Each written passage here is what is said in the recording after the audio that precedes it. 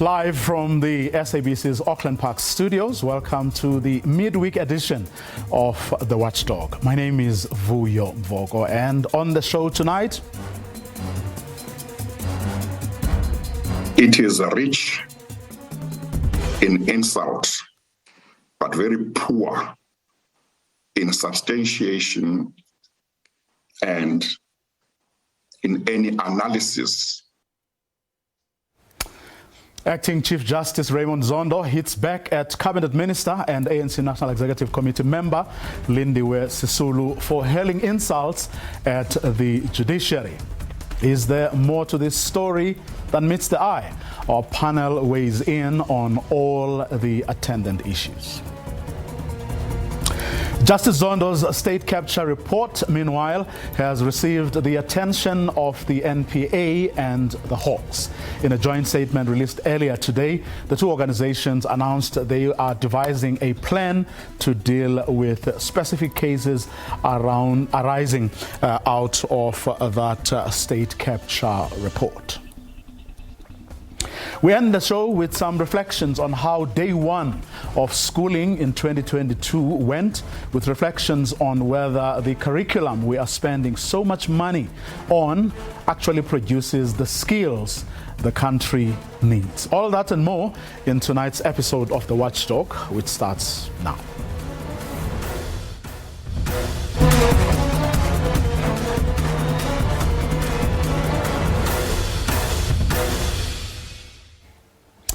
In an extraordinary move this afternoon, Acting Chief Justice Raymond Zondo convened a media briefing to respond to what he called insults hurled at the country's judiciary by Cabinet Minister and ANC NEC member Lindiwe Sisulu. In an opinion piece published last Friday, and from which Cabinet has also distanced itself, Sisulu says in part, the most dangerous African today is the mentally colonized African. And when you put them in leadership positions or as interpreters of the law, they are worse than your oppressor. They have no African or Pan-African inspired ideological grounding. Some are confused by foreign belief systems. Further down that piece, she goes on to say, today, in the high echelons of our judicial system are these mentally colonized Africans who have settled with the worldview and mindset of those who have dispossessed their ancestors. They are only too happy to lick the spittle of those who falsely claim superiority.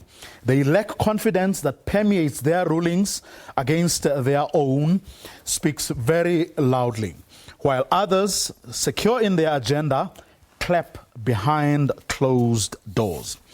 There's a need for an overhaul of a justice system that does not work for Africa and Africans. If the law does not fully address the issue of the food fight, the law will fail. And inevitably, it will play out in the streets. We have a neoliberal constitution with foreign inspiration, but who are the interpreters? And where is the African value system of this contribution and the rule of law? If the law does not work for Africans in Africa, then what is the use of the rule of law? Well, Acting Chief Justice Raymond Zondo is not impressed by those utterances. This is not something that comes from some young person who is inexperienced and might not know what is expected. This comes from a senior member of the ruling party. It comes from a senior member of parliament. It comes from a senior member of the executive. As far as I'm aware, Ms. Sisulu has been in parliament since either 1994 or from sometime during the 90s. And she has been a member of the executive under different presidents over a long time. That such a senior member who serves in two of the arms of the state, namely Parliament and the executive, should see fit to insult the justices of the Constitutional Court, the judges of the Supreme Court of Appeal, and judges of the high courts, particularly African judges, because she focuses on them, is most regrettable. I would have expected at least that if she held the views that she holds here, she would at least have some facts to back up what she is saying.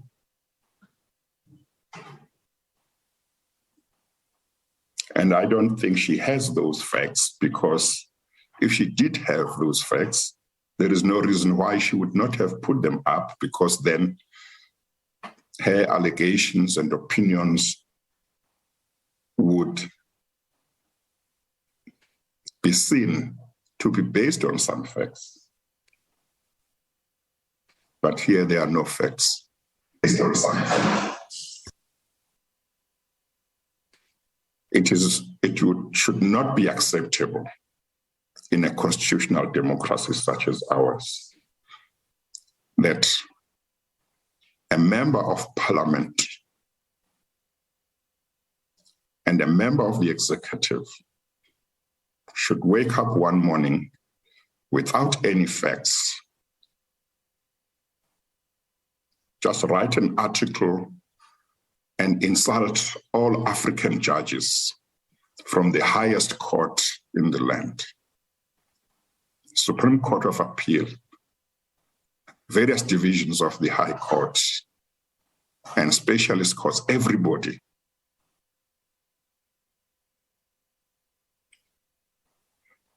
It should not be acceptable.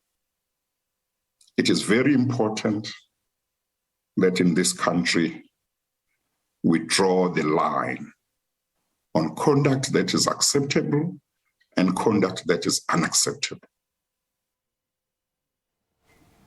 Well, a couple of hours after the acting Chief Justice made those comments, the Lindiwe Sisulu, the Minister of Tourism, responded with a tweet, and this is what the tweet said. I have noted the comments made by the acting Chief Justice, Zondo, and they will be engaged with at an appropriate time in an appropriate platform. That's what she had to say. Well, that, of course, doesn't stop the rest of us from engaging with all the attendant issues. And to help us do exactly that, let's welcome political analysts, Professor Tinyiko Maluleke and Ongama Mtimka. They are joined by the former Statistician General, Padi Lehohla, who, ahead of the acting Chief Justice's media briefing, had penned a piece reflecting on the minister's views. Good evening, gentlemen, to all of you. Thank you so much for your time. Perhaps we should start, maybe do this in a chronological, if that's the right word, order, starting, Professor Maluleke, with the minister's piece, what you made of it. Yeah, let me begin by saying that the minister has every right to air her views like every citizen. Precisely. So we cannot criticize her merely for writing an opinion piece. I mean, many cabinet ministers from time to time do that. Mm-hmm. So I would want to caution against those who say simply because she's a member of cabinet, she's a minister, she shouldn't air her views. Mm. But having said that, I think that we have every right to engage the contents of her article. It seems to me that in this article, she singles out their politicians, and she writes about them in the third person, when in fact she is one of them, the judges and the constitution or the law of the land. She singles these out as part of the reason we are in the mess that we are in. It's not an article that's very rich in terms of providing solutions, but it certainly has an opinion, and that's why it's called an opinion piece. And I want to say that, I mean, many opinion piece writers would envy her for having gotten so much reaction, and presumably so many people have read her article, and if that was her aim, she's already achieved something.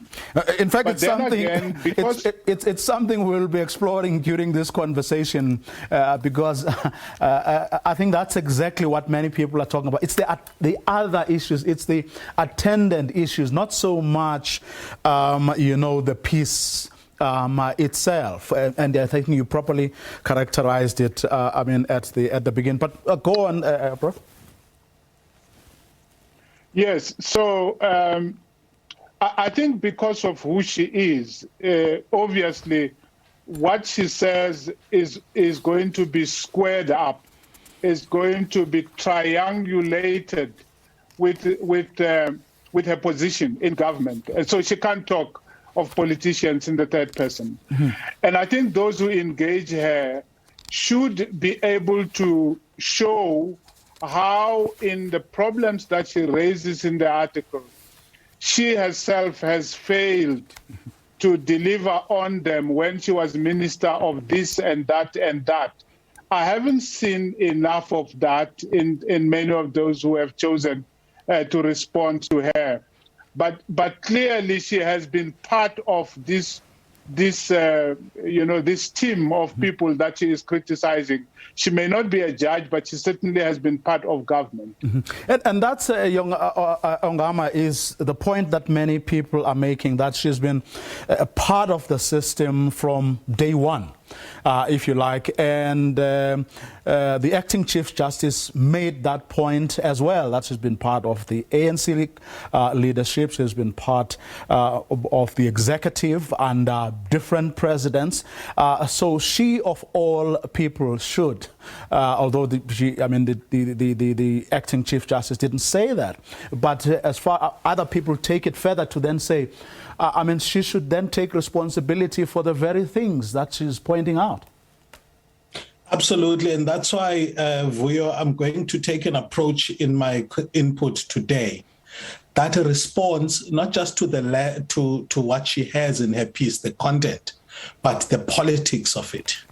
You see, the first thing that she does is to frame what are blatant failures of political leadership as far as making sure that South African democracy translates to better living conditions as problems of the rule of law. That's the first thing that she does in her piece, talking about how under a constitutional order and the rule of law, people continue to live in poverty, they continue to be landless. Now, when you frame something like that, you are abdicating the responsibility that you have and your own role in that space.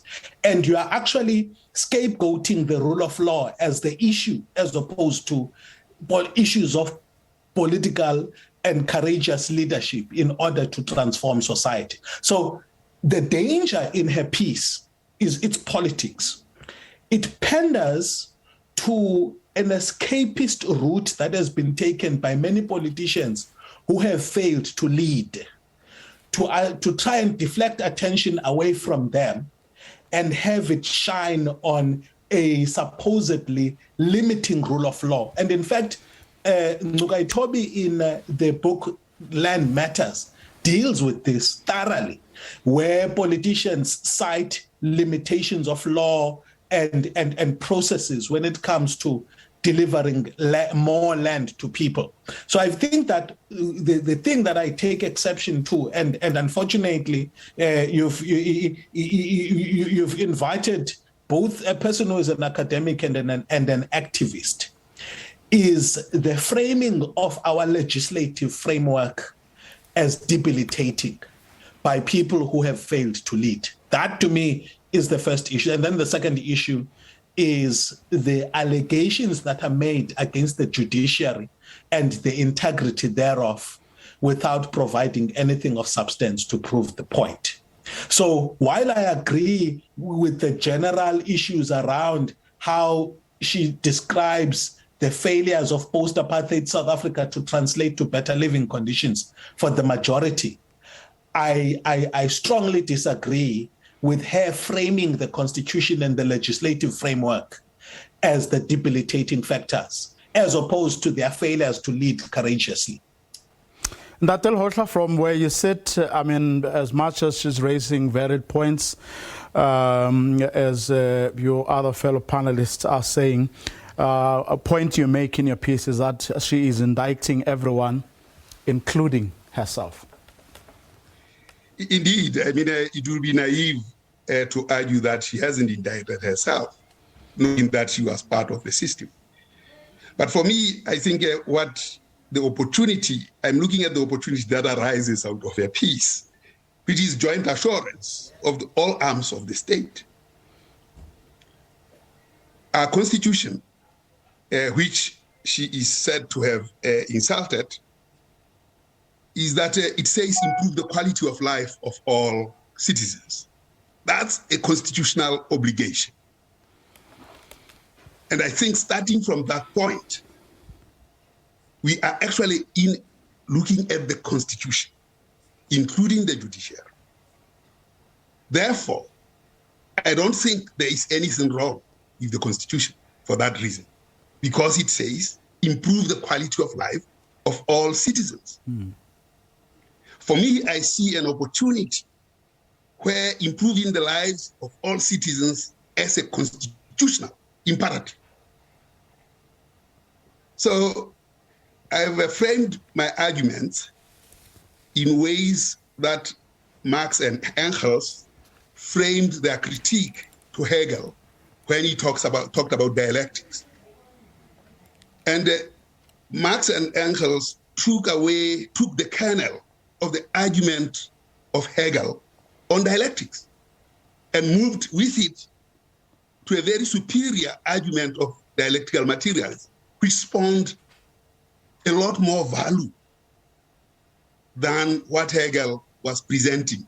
So they didn't throw Hegel out, they threw out the spirit he invoked, but rather kept the kernel and still attributed to Hegel what Hegel contributed. So for me, the minister has contributed significantly in elevating the improved quality of life as a constitutional issue. So what enjoy the same constitutional benefits and privileges. And our judiciary can know their boundaries. They cannot go and solve poverty, but it is for the citizens to go to the judges to say, this quality of life is a constitutional mandate. And therefore, I think in what she did, she has elevated for South Africa the question of constitutionality of basic rights, basic human rights, which include improving the life of all citizens. The evidence before us is that the Constitution has been failed. We are regressing continuously and precipitously on the question of quality of life of all citizens. And this is a constitutional issue, and therefore, like sending the former president to jail for violating the Constitution, this matter in the policies must enjoy the same status because they are there in the and that, okay, for me, is a significant contribution. Okay, your line is also giving us problems there. Prof, of course, we're talking here about a politician, yes, a member of cabinet. She comes from that dynasty and everything that goes with that. But we are also talking about someone who has effectively raised her hand, indicating that she is actually available to be president of the ANC, and hopefully, of course, she also hopes that that would then make her the president of the country. And I remember in one interview I did with her in the run-up to the Nasrec conference, where I asked her, I said, look, I mean, there seems to be consensus, especially among the people you are going with, that Cyril Ramaphosa should be president, and maybe what you should consider is being, a deputy president or candidate for the position of deputy president. And said, why not? Why can't I be president? Why can't Cyril Ramaphosa be my deputy? And then said a lot of things after that. Now, you have heard, or you'll have seen people like Tony Ngeni now raising that issue very sharply, especially after the weekend January 8 celebration. Hence, some people are saying it would be incredibly naive or too fantastically unrealistic to say or to view, this piece, but also another piece that was in the City Press on Sunday as isolated, or to separate them from that campaign, which people say has actually begun in earnest.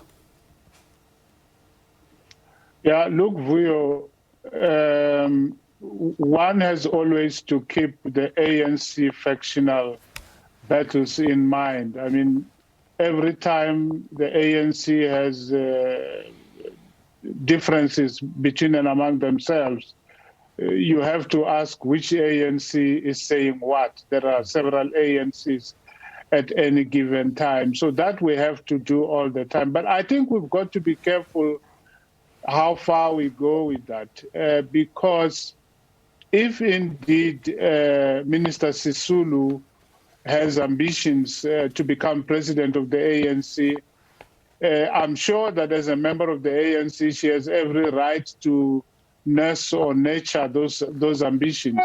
There would be nothing technically wrong with that, and I don't think that she should be cautioned against because of that, unless she was doing it in an untoward manner or in a manner that the party does not approve of. But as far as these articles that we are talking about are concerned, she doesn't say that that's why she's raising the issues that she raises. If indeed she raises the issues in order to launch an attempt at the presidency of the ANC, I would wonder whether this is the best route to take.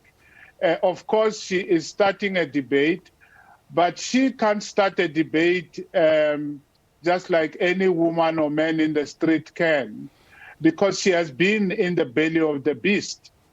She can't just start a theoretical debate, an ideological debate for the rest of us to follow, when in fact she has been right in the center of it.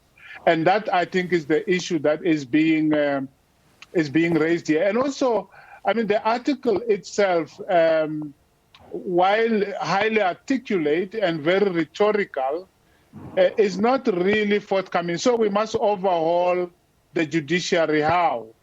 And what exactly is to be done in the process of overhauling the judiciary? She doesn't say so. Ongama Mtimka, are you as surprised or appalled even, as some people are, at the fact that at about the same time that her supporters seem to be launching, that campaign for an alternative candidate to Cyril Ramaphosa, she has suddenly become a prolific writer?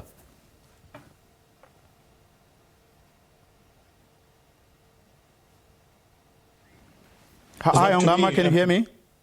Yes, Vuyo. So politicians must campaign. I mean, this is a free country. There's no problem. The question is, what happens in the process of you campaigning?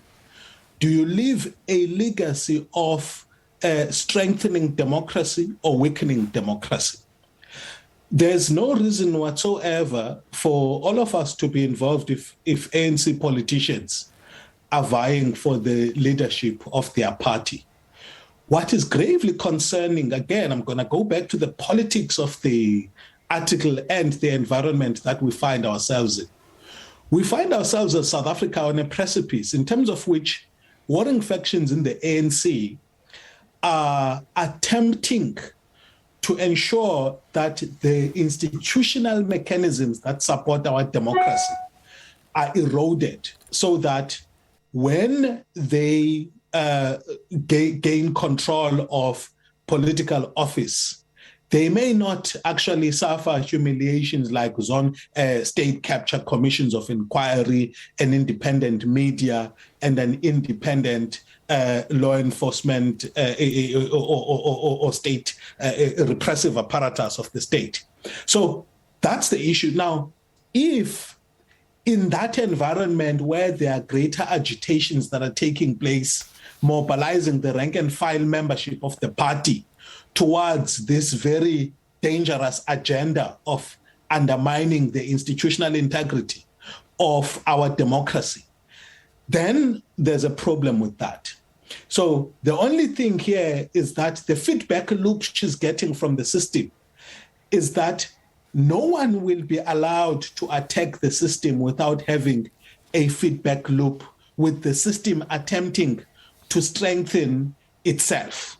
Because as we have seen with the mobilization leading up to the looting spree that took place last year, it is very common for grievances to be exploited to such a point that ordinary people who are facing their daily struggles get embroiled in what otherwise are political agendas.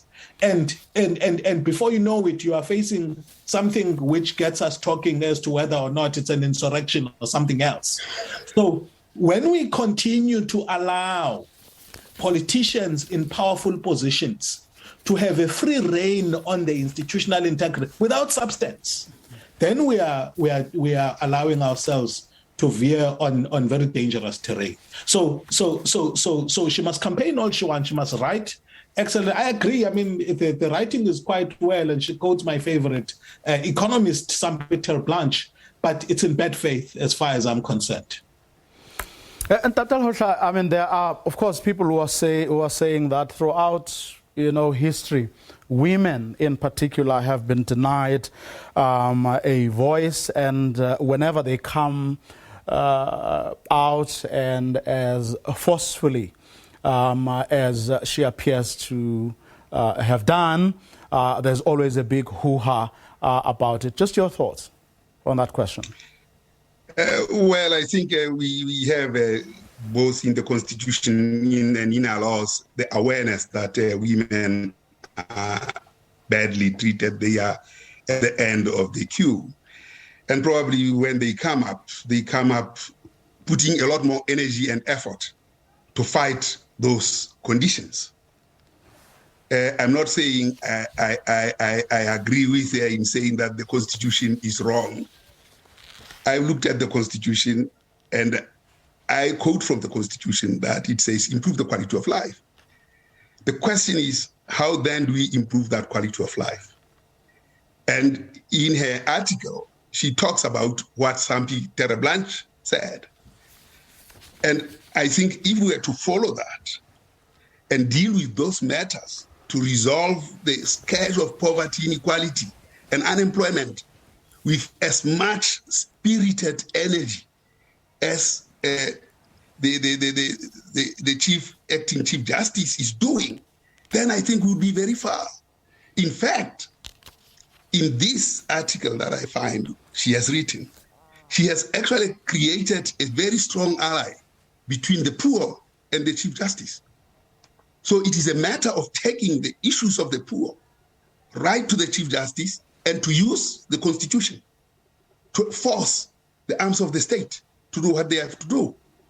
I don't see any other moment. I've never seen an opportune moment where issues of the poor have been raised to this level, having been talked to for the last 27 years. A senior member says, we have done nothing about these things for almost 30 years, for 3 decades.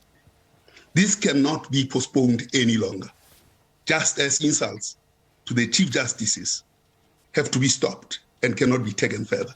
So in this regard, I'm seeing a very strong alliance in solving and addressing the issues of poverty. I wish we could be as spirited and as strong in dealing with matters that she raises as we are raising around how she might have expressed herself in the space. And that's where we're going to leave it for now. Special thanks to all of you, Professor Tinyiko Maluleke and Ongama Mtimka, political analyst, as well as the former statistician, General Padi Lehohla. After the break, today's reopening of schools comes with a promise of brand new subjects to be introduced to the country's basic education curriculum. Our next panelists reflect on whether the curriculum we are spending so many billions on actually produces or is geared towards producing the kinds of skills that our country needs. That's coming up in a moment.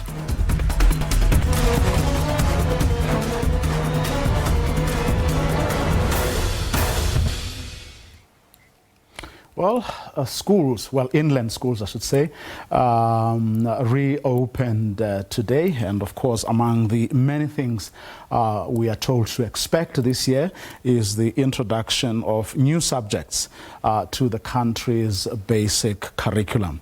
Our panel this evening looks back at whether over the years we've actually managed to address the issue of whether the education we are giving our children is actually geared towards producing the kinds of skills that our country needs. With record high unemployment, I should say, in the country, this issue has actually been brought sharply into focus. Let's welcome our panelist for this conversation, Professor Mary Metcalf, who is also a former MEC of Education here in Gauteng, as well as Dr. Mosibuti Mangena, who is a former Minister of Higher Science and higher education. Good evening to both of you, and thank you very much for coming through. Well, we're told there's quite a number of subjects that are going to including maritime studies and so on. But just from where you are both sitting and having been, decision makers in this space, are we making progress in ensuring that what we teach at schools is what our country needs today going into tomorrow? Professor Metcalf? Well, Voyo, I am very keen to hear what Mosibuti Mangena says, because I always learn a lot from him. But let me take the bait and say that I believe that the purpose of basic education is to provide learners with a set of core competencies that will enable them to then proceed with learning. I think that schools are complex institutions which cover the whole country, and that we should not be diversifying the curriculum to the extent that I see in some of these new subjects, which are best located in TVET colleges. TVET colleges have become almost post-school colleges, whereas in fact they should be diverting learners from grade 10, 11, and 12 into that component of the further education system. Now, that may sound crazy to people who say, but we're preparing learners for participation in economic possibilities. But when you diversify the curriculum to the extent that this comprehensive range of new subjects is suggesting at the level of grade 12, you are making it more difficult to provide those subjects in a viable way to all of the learners. If there's specialized schools which are going to offer these at the level of grade 12, and it's not intended to be for everyone, then I need to know why is it happening at school and not in technical colleges. Okay.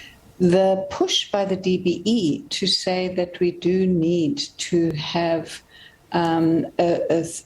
different streams is welcome, but it has to be realistic for all learners, which means a huge amount of work in terms of having adequate teachers for all learners, having the resources, having the laboratories, having the material, having the practical experience.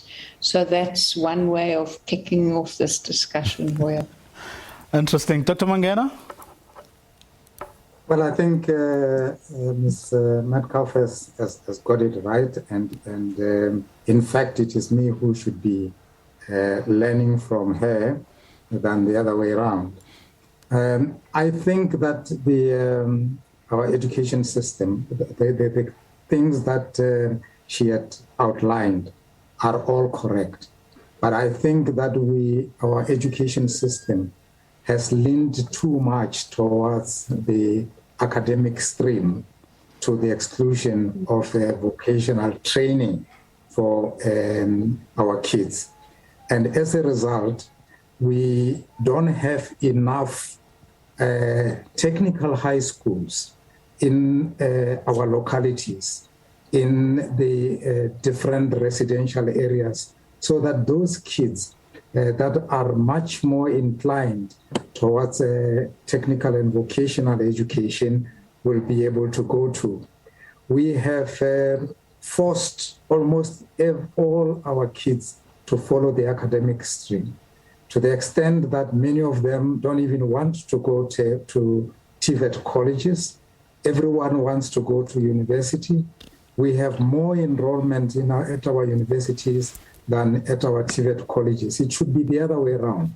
Although we have got more TVET colleges than universities, but by far the greater enrollment is at universities than at TVET colleges or even technical colleges. And of course, she has raised the point that we do not have, or we might not have enough teachers for technical colleges or even TVET colleges, and I think that is a great problem.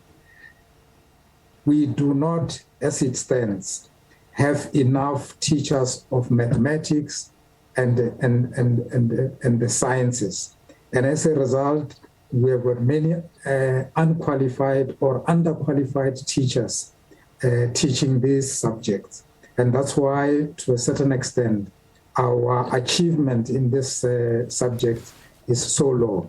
The same applies to TVET colleges. My understanding, unless things have changed radically in recent years, we do not have enough instructors at our TVET colleges who are properly qualified. We don't have sufficient facilities at TVET colleges. We do not have enough teaching aids at TVET colleges. So I'm wondering whether with the new arrangement, with the new orientation, we will be able to produce enough teachers to attend to this multiplicity of disciplines that we are introducing. Now, I mean, the South African education system, basic education system in particular, is criticized for a whole range of reasons, Professor Metcalf, from, infrastructure issues, teaching itself. I mean, we've often been accused of producing the kind of children who only know rote learning, but also, I mean, at levels where pupils are expected to know certain things, that level, of education is rarely or poorly achieved. I mean, I think in a survey that was undertaken last year, out of 76 countries that were surveyed, we came out, we were at position 75. So it's not just about your infrastructure and all those things. It's probably, that would suggest to me, you can correct me if I'm wrong, that it's not only or just about the things that you're saying are perhaps best suited for TVET college education and so on. It is also getting the basics right at the lower levels, and that perhaps is where a big part of the problem is or could be. I couldn't agree with you more. I think that we have to address the issues of quality in grades 1 to 9, starting with foundation phase, ensuring really strong numeracy and literacy performance in all of our learners and as many learners as possible from foundation phase through primary school until hopefully one day we get the general education certificate introduced at the end of grade 9. We have to address the quality problems there, and that will be the basis for subsequent learning. We also have to address the quality problems in the TVET colleges. And I think the introduction of this multiplicity of courses can actually be a distraction.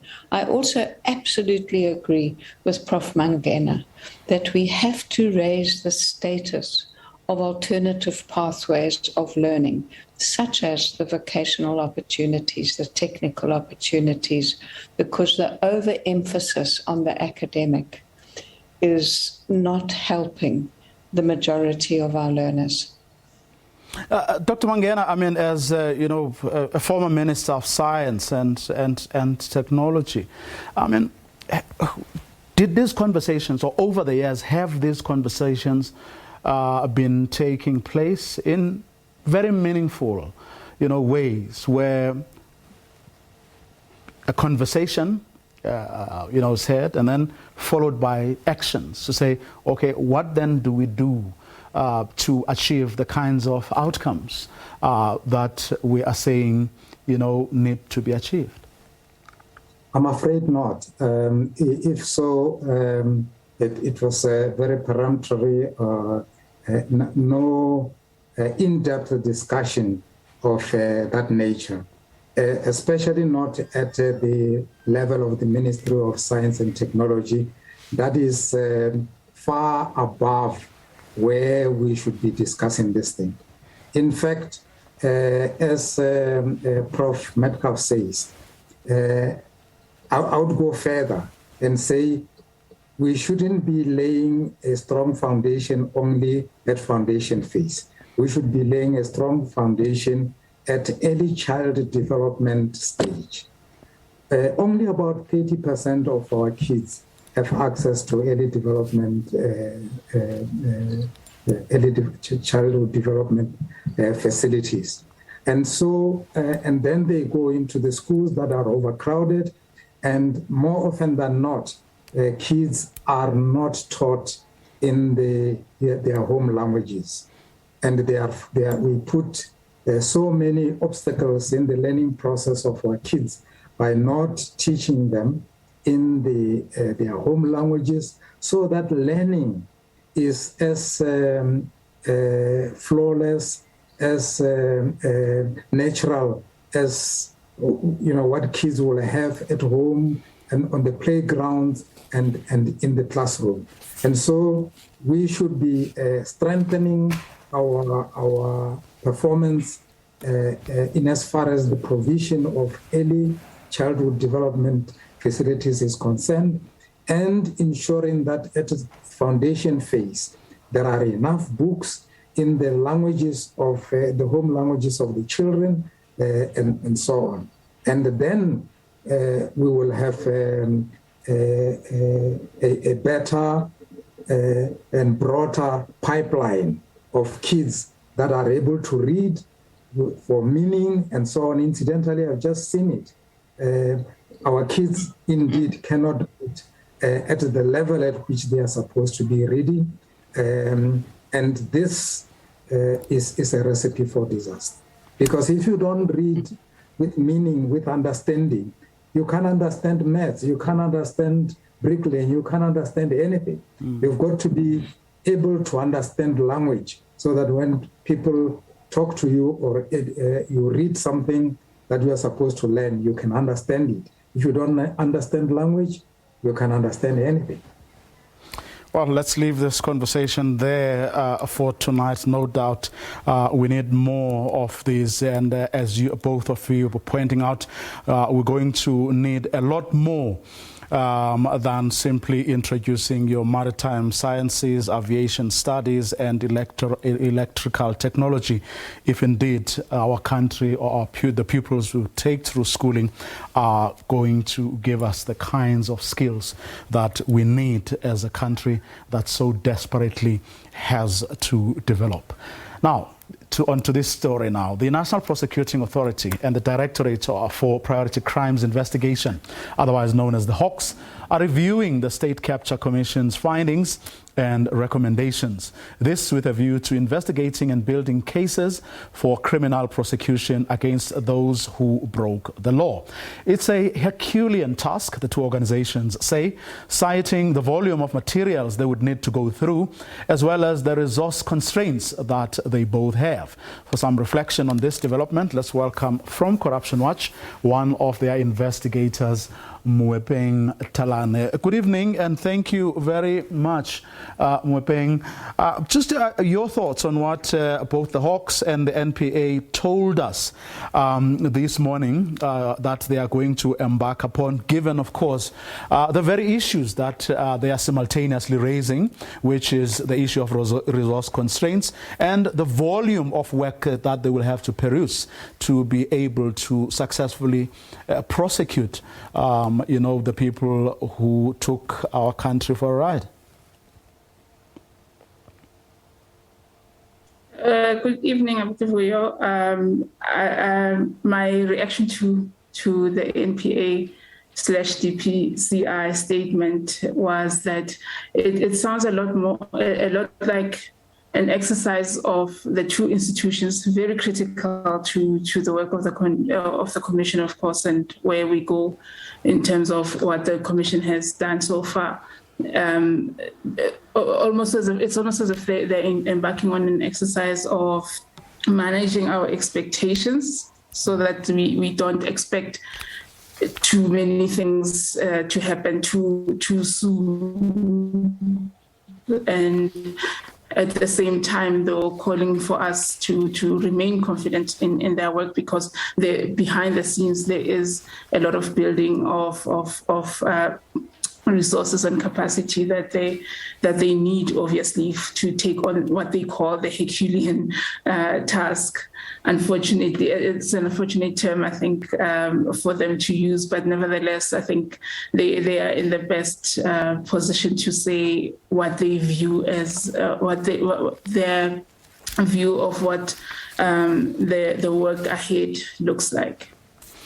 Well, aren't they, telling us what we know, though? Aren't they reflecting on a reality? I mean, if you look at the cases, and I'm going to add here the SIU and several other state law enforcement agencies, if you look at just like how small in comparison to what they would need to do now, the task of going through those PPE tenders and everything that went with that.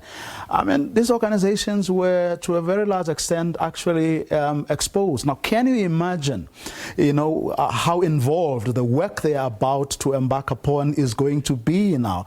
The levels of sophistication that we saw, I mean, we only saw bits of that coming through, because the people people who were facilitating, state capture were professionals who knew exactly what they were doing and who had, support, but also who had access to other people, state apparatus that could facilitate, the wrongdoing. Now, these organizations that are not resourced and that do not have or may not have the expertise, or certainly not in the numbers they would need them, are going to battle to really unpack, the little, fully the little that we've seen coming through the inquiry. True, very true.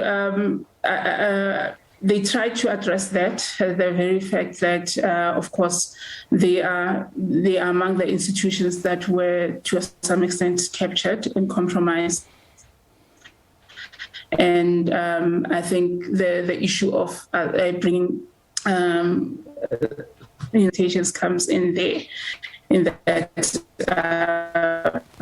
it's going to take a while before we have the NPA of our wish, though, to see them addressing the issue or reacting to one of the recommendations of the Commission, being specialized courts, dedicated courts for issues that have come up before the Commission. Okay. And it tells you that the NPA is looking in the same direction as the Commission, okay. and that there might just be some progress there.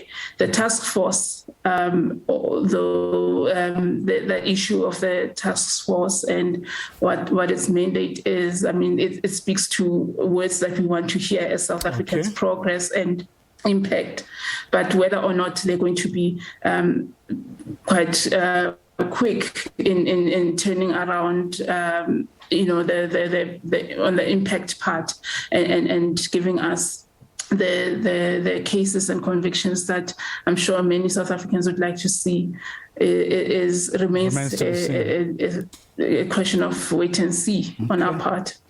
Well, that's why we're going to leave it. Pity that line is also not holding properly there, but we're going to leave it there for now. Mwebeng Talane, who is from Corruption Watch, an organization that has been involved in these matters, really agitating for the prosecution of the wrongdoers. The NPA also saying in that statement they are welcoming the expressions of support from the private sector. Business Unity South Africa has said that it can source people who can actually help both the NPA and the Hawks, but of course they are worried because they would need to insulate themselves from any perceptions of external influence if they were to accept those offers. And that's our show for this evening. To join us again tomorrow, 8 p.m. sharp.